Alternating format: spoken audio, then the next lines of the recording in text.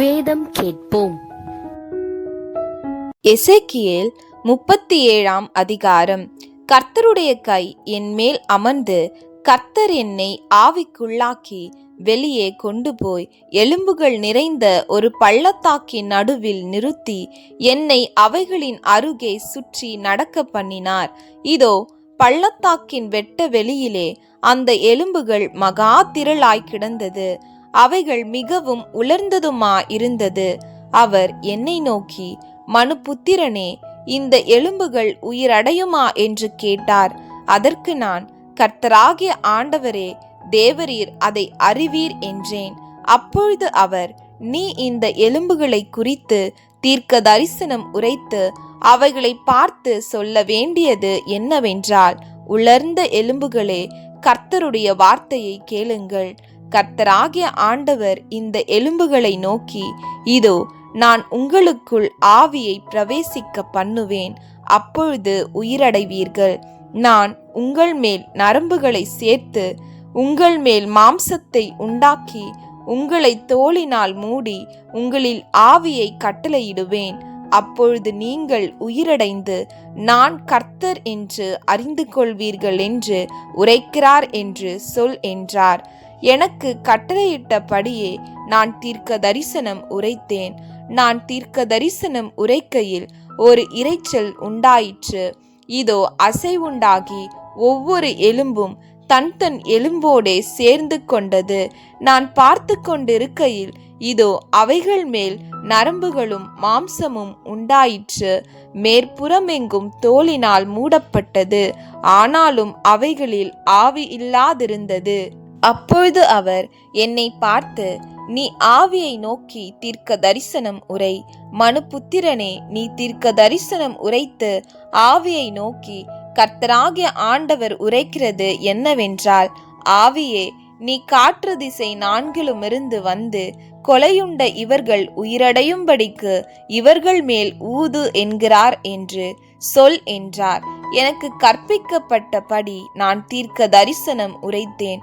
அப்பொழுது ஆவி அவர்களுக்குள் பிரவேசிக்க அவர்கள் உயிரடைந்து காலூன்றி மகா பெரிய சேனையாய் நின்றார்கள்.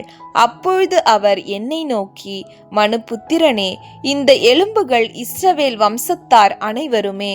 இதோ, அவர்கள், எங்கள் எலும்புகள் உலர்ந்து போயிற்று, எங்கள் நம்பிக்கை அற்று போயிற்று, நாங்கள் அறுப்புண்டு போகிறோம் என்கிறார்கள். ஆகையால் நீ தீர்க்க தரிசனம் உரைத்து அவர்களோடே சொல்ல வேண்டியது என்னவென்றால், கர்த்தராகிய ஆண்டவர் உரைக்கிறார், இதோ, என் ஜனங்களே, நான் உங்கள் பிரேத குழிகளை திறந்து உங்களை உங்கள் பிரேத குழிகளிலிருந்து வெளிப்படவும் உங்களை இஸ்ரவேல் தேசத்துக்கு வரவும் பண்ணுவேன். என் ஜனங்களே, நான் உங்கள் பிரேத குழிகளை திறந்து உங்களை உங்கள் பிரேத குழிகளிலிருந்து வெளிப்பட பண்ணும்போது நான் கர்த்தர் என்று அறிந்து கொள்வீர்கள். என் ஆவியை உங்களுக்குள் வைப்பேன், நீங்கள் உயிரடைவீர்கள். நான் உங்களை உங்கள் தேசத்தில் வைப்பேன். அப்பொழுது நான் கர்த்தர் என்று அறிந்து கொள்வீர்கள்.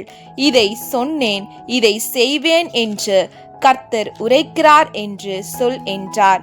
பின்னும் கர்த்தருடைய வார்த்தை எனக்கு உண்டாகி, அவர், மனுபுத்திரனே, நீ ஒரு கோலை எடுத்து அதிலே யூதாவுக்கும் அதை சேர்ந்த இஸ்ரவேல் புத்திரருக்கும் அடுத்தது என்று எழுதி, பின்பு வேறொரு கோலை எடுத்து அதிலே எப்ராஹிமுக்கும் அதை சேர்ந்த இஸ்ரவேல் வம்சத்தார் அனைவருக்கும் அடுத்த யோசேப்பின் கோல் என்று எழுதி அவைகளை ஒரே கோல் ஆகும்படி ஒன்றோடொன்று இசையசை.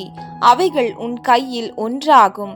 இவைகளின் பொருள் இன்னதென்று எங்களுக்கு அறிவிக்க மாட்டீரோ என்று உன் ஜனத்தின் புத்திரர் உன்னிடத்தில் கேட்டால், நீ அவர்களை நோக்கி, கர்த்தராகிய ஆண்டவர் உரைக்கிறது என்னவென்றால், இதோ, எப்ராஹிமுக்கும் அதை சேர்ந்த இஸ்ரவேல் கோத்திரங்களுக்கும் அடுத்த யோசேப்பின் கோலை எடுத்து அதை யூதாவின் கோலோடே சேர்த்து அவைகளை ஒரே கோலாக்குவேன். அவைகள் என் கையில் ஒன்றாகும் என்கிறார் என்று சொல்லும்போது நீ எழுதின கோல்கள் அவர்களுடைய கண்களுக்கு முன்பாக உன் கையில் இருக்க வேண்டும்.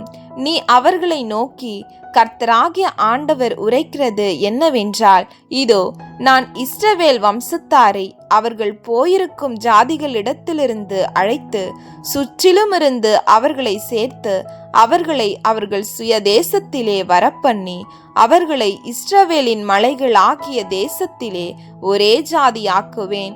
ஒரே ராஜா அவர்கள் எல்லாருக்கும் ராஜாவாக இருப்பார்.